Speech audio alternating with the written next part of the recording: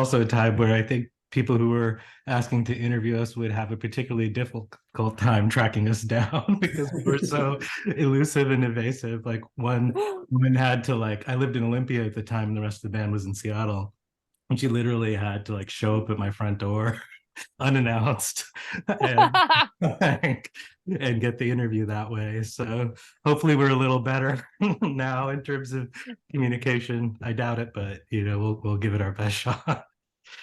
I was under the impression that this was the first band interview. Was there any other band interviews?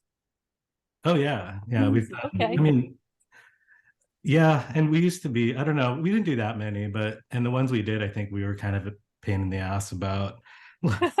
Yeah. Oh, gee, I'm surprised. I think we would just like make stuff up and Yeah. not be too forthcoming. Everything we're saying now is totally true though. So Yeah. Yeah, everything. Yeah, every everything we're last word. um Like, no, I mean, I think it was a different era. Like, it feels like I like this era a lot better. I like today's culture a lot more. I mean, it was just a very like it's like in a different that whole sort of Gen X era of music that kind of bridged like boomers to millennials. Like was just I mean, there's a lot of good music to come out of that era. And I think it's super cool that you're thinking of doing this like podcast. I think it's just trying to hone in on all of like the great like music from that era that did like just really not kind of rise above the surface, for most people. And there's a ton of it. There's a ton of really amazing stuff. But, it was just all there was such a recalcitrance and a backlash to all of the music trends that were there prior that I think all of us just had very little desire, to have anything to do with the sort of music publicity aspect of things and the business side of things. And it was the last thing that any of us we could barely, I mean, I could barely convince Mark to go on The End and play a radio show because it was a mainstream radio station. Oh man, I don't even know you guys did that. Wow. That we is ended up doing quite a few of those live on the radio shows. See, now Mark and Bob are going to be the ones that have all the history of the band because they are the original instigators of this whole thing, right? I think what Well, would be what was amazing, it? though, like Tyler, it would be amazing if we just set this interview up. We'll just have this be the unaccounted sort of, unofficial history of Mars Accelerator as told by the people that weren't there at the beginning. Have Justin, Mary, and John take all of the answers, and I think this will And be then, adequately entertaining for all of us. like we could answer any of those questions, though. I know some of the history. Like I know Mark was in a band called Dick Suck Jack with the guys from Guar before Mars. And when Mars formed, they were called Wonder Bread first and then Potato World. I think I got that right. This is in 1994. There's a demo tape you can find that I won't point you to because I'll just embarrass Bobby and Mark too much, but it's out there and you can find it from 1994. Yeah, it's pretty cool. I mean, it's funny to think now John of probably how. saw the band before any of us. Oh, I probably. When was the first time them, you saw the band? When did I move to Seattle? 99, like whatever that year was. But I'd heard of you guys through the tape label. So it's funny now, like people coming across Mars and being like, oh my God, where's more freaky music like this and Polvo and all that? Like, because I heard of Mars through the tape label scene.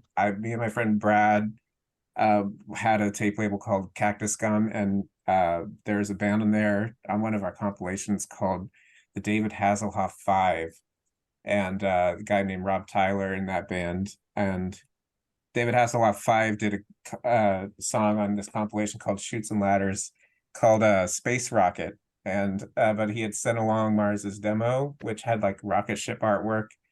And it turned out to be like kind of the early demos of what would become South Pole.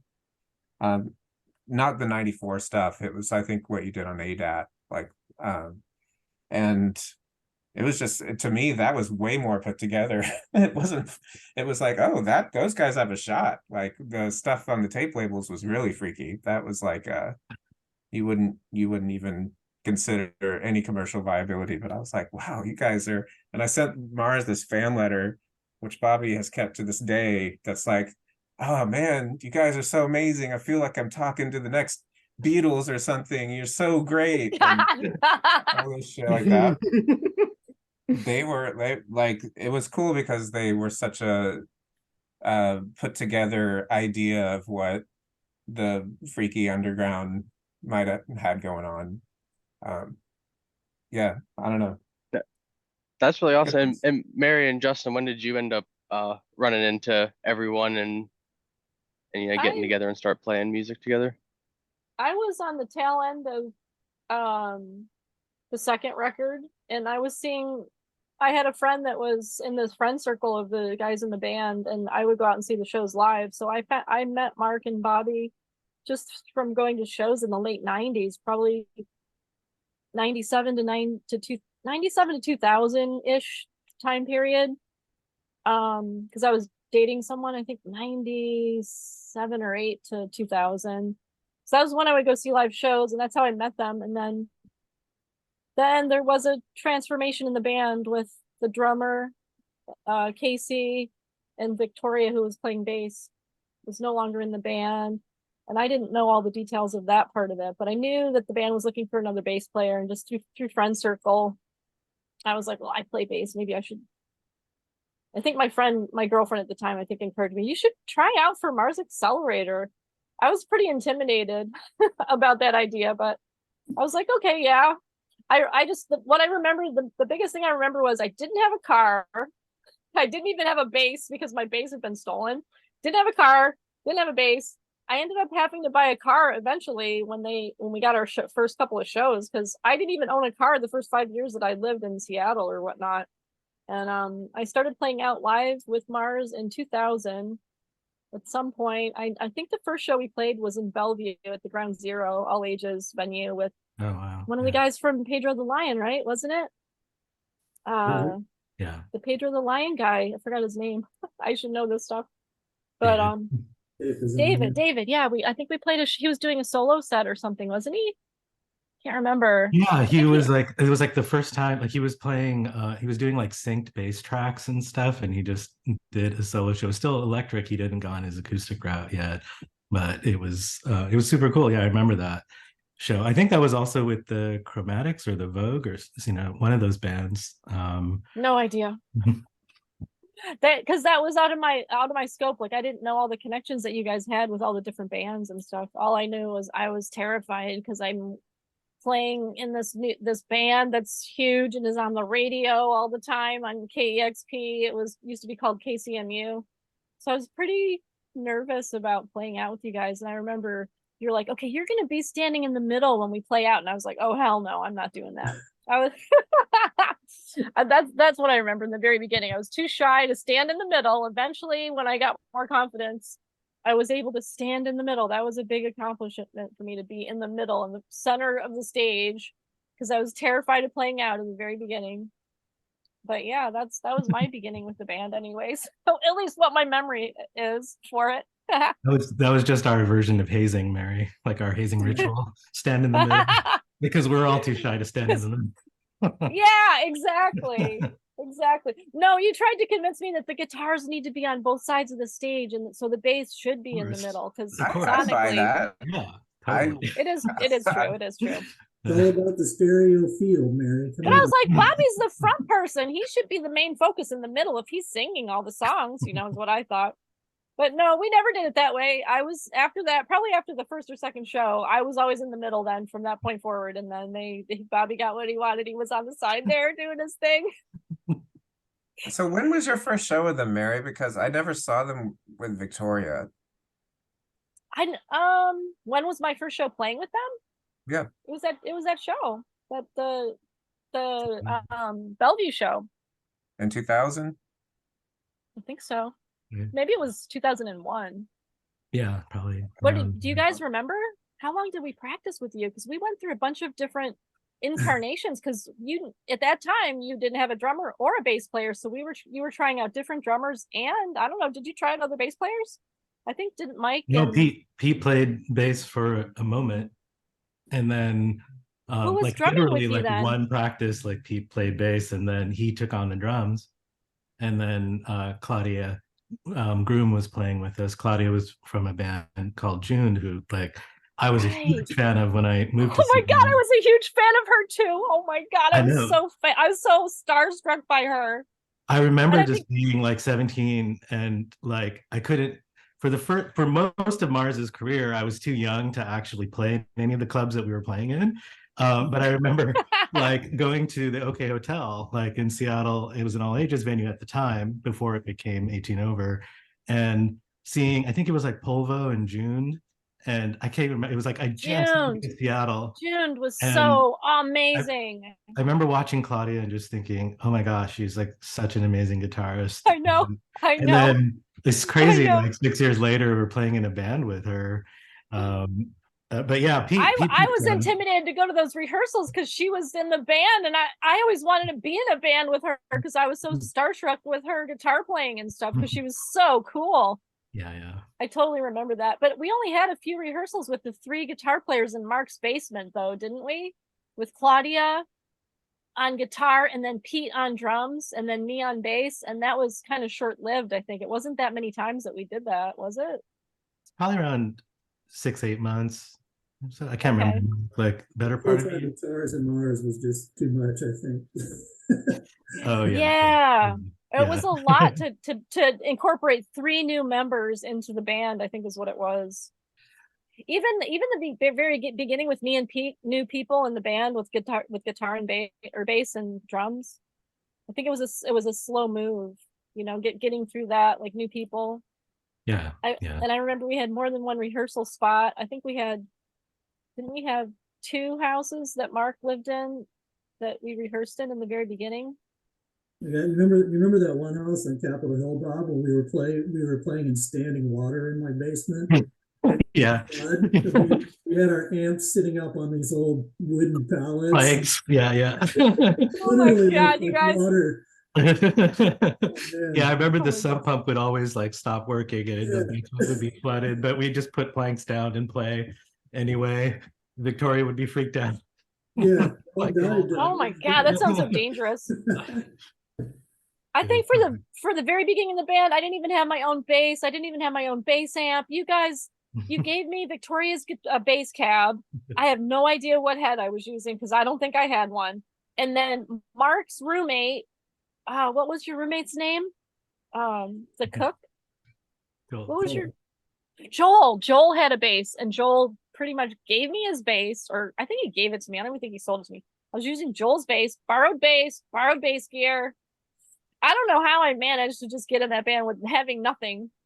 No way to get around. I was getting rides to shows, I think. Oh my god. Yeah, and think about where you ended up, Mary. Like 2 SVT cabs. Yeah, now I have an Ampeg museum that I curate. I can't remember when did Justin join? Well, it was right after Clouds for Your Y-Axis was finished, but before it was released. So whenever that was, it was probably around 04, 05. Oh, wait, really? Is it that? Really? Wait, no, it's not that long. It can't be that early. No, okay. No, because like I'm bad with dates. Don't it was whenever that album was. Let me review these tapes. Yeah, I think it was maybe like I was thinking more like 2007, 2000. Yeah, that makes more sense. Wow. But I remember I'm thinking 2007 as well, because I think that on the Spotify, somebody listed it on the Spotify that it was recordings from 2007, but it was released in 2009. Is that right, John? Do you know? The Spotify. What do you mean? Somewhere. Oh, maybe it was Wikipedia. I just looked it up today. I was researching our band, for fuck's sake. Justin, I think I'm such a clown. I recall we met in Fremont at a coffee shop there on the corner, and you and I had connected I think that I answered a Craigslist ad. Or something like, yeah, I think we probably Yeah, had. I think you guys had an ad out looking Oh for. my gosh. I had never heard of the band. I didn't know anything about you. I just moved to Seattle a while back and was looking for, musical outlets, and yeah. Okay, my memory's starting to get jogged here. I seem to remember Justin was new to town, and it was like when he came to our first rehearsal, I was like, oh my God, if he just moved here, I was thinking to myself, let's snatch this guy up right away before he gets involved with 10, 15 bands like every other drummer that's good in Seattle, right? But I do remember you were new to town. I think you were very, very new to town when we started playing with you. So it must have been like a random Craigslist list thing. I would go with that too. Yeah.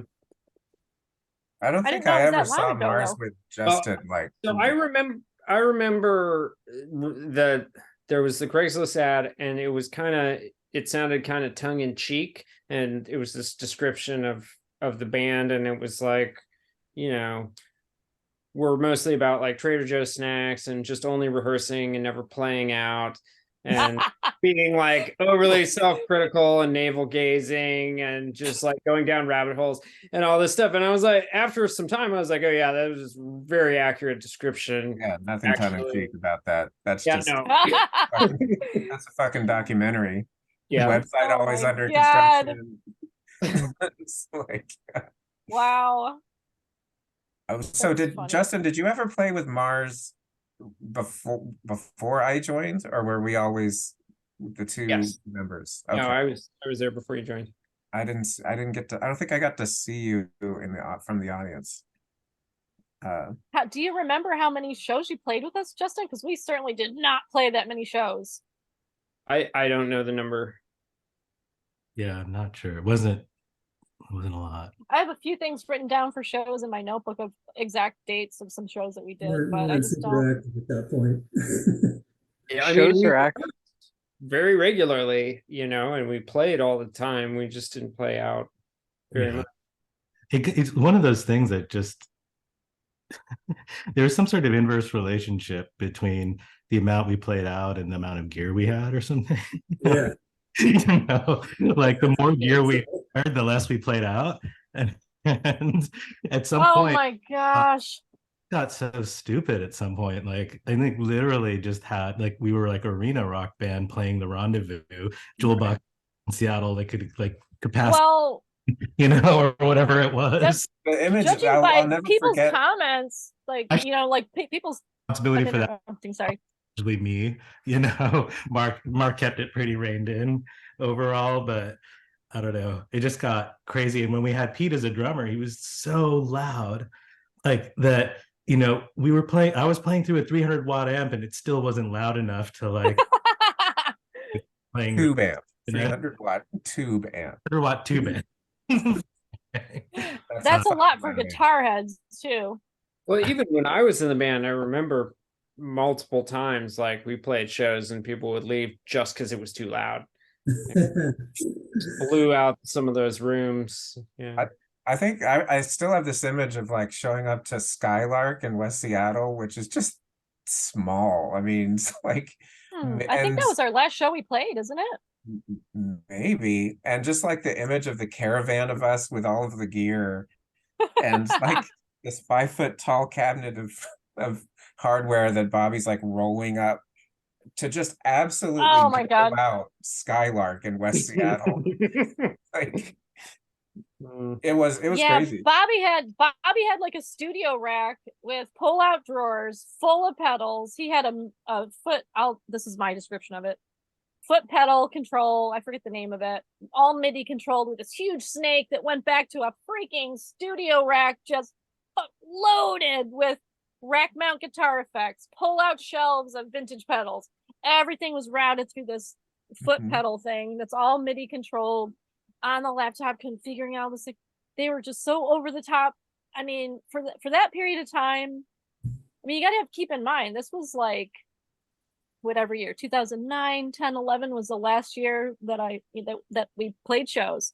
At that time, people were not obsessed with boutique pedals. People were not online paying $350 for pedals, but Bobby was way ahead of everybody I mean, beyond the scope of any local band. Every time we'd play out, there'd be people commenting like, "Oh my God, this is this is like a mini touring band. You guys are so professional. Like we can't." And everybody was always gawking at the guitar pedals that Mark and Bobby had. Either it used to be on the floor in front of them, but then it became oh, it's in this rack. It's all invisible. You can't really see what the hell he's playing through all that stuff because it's all in these pull-out drawers.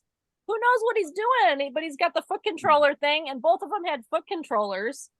And then, of course, everyone in the audience that's geeking out on the gear, they're like, "Oh, we can't figure out what they're doing because we can't see what the pedals are." Well, in the But earlier nobody shows, it had was setup. easier. Nobody locally had setups like that. But In I the knew earlier of. shows, it was easier because they were still on the pine boxes with the pedals pretty much laid out, and you could. Then the after show geeks could come and like, Yeah. oh, that pedal. Remember that little box I made? It had 2 tiers of pedals. Like, Yeah, there was definitely versions over the years, but towards the very end, it was like invisible. Like nobody knew what the heck you guys were doing because it was all in racks. Didn't you have a rack too, Mark? Didn't you have a little mini rack that was with your controller? Mark's was the mini version, so it was maybe like this big, and then Bobby's was like a freaking size of a guitar cabinet. It was massive and heavy as fuck. yeah, like Bob said, that sort of drove that inverse relationship between playing out. Right. It just wasn't worth it after a while to hump all that Oh my damn God. gear around and Yeah, but my take on it was like, holy shit, all of that work that went behind the scenes of getting all those guitar tones and working on all those parts, it translated across in the live shows, and people were just blown away by how great it sounded. And that's my take on it, just as being a bass player playing with you guys, because I didn't have the bandwidth to understand how the fuck you guys got all the sounds that you did. There's no way I was going to ever learn. Eventually, I got the bug to get pedals. And after I left the band, I was more interested in doing pedals and stuff. But like during that whole time I was in there, I was just as confused as most audience members. Like, what the hell? How did they do that? I have no idea. I just can't figure it out. But Yeah, Tyler. the end result was always just freaking awesome because it always sounded so good.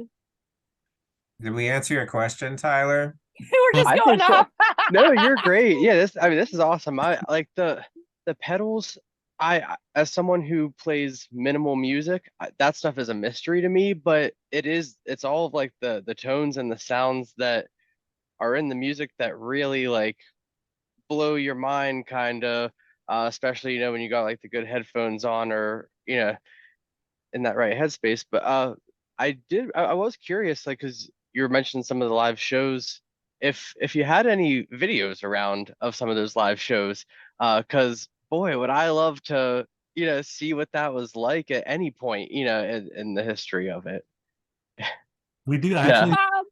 actually spent some time going through like our catalog. I don't have, again, I'm like, John, we should have just given everything to John to be our archivist, because Don't listen to Bobby. He's got videos that Jen took, I think, on somewhere in his hard drive somewhere. He does. He's good. He's got it. He's digitized. You're hoarding the videos, Bob, because you don't want anybody to see the videos. I know you've got he stuff. does. He does. He has it. We watched it at his house just a few months ago. Like, that's not it. It's go ahead, Bobby. Sorry. We're interrupting you. Take some time to get it. We just want to figure out what we're going to do with all this stuff and then just release it. That's it. Okay. Yeah. It's just cool to know that the videos exist and that someday we might get the chance to. I mean, it can't speak for the quality of them, because I don't think. I mean, it's just video cameras of that era had terrible audio, and so everything is blown out and distorted and clipping. But but some of that works to good effect, and some of it less so. So there was okay, Bob. Remember when we had the website and you posted those videos from that show we did with Justin at the Rendezvous?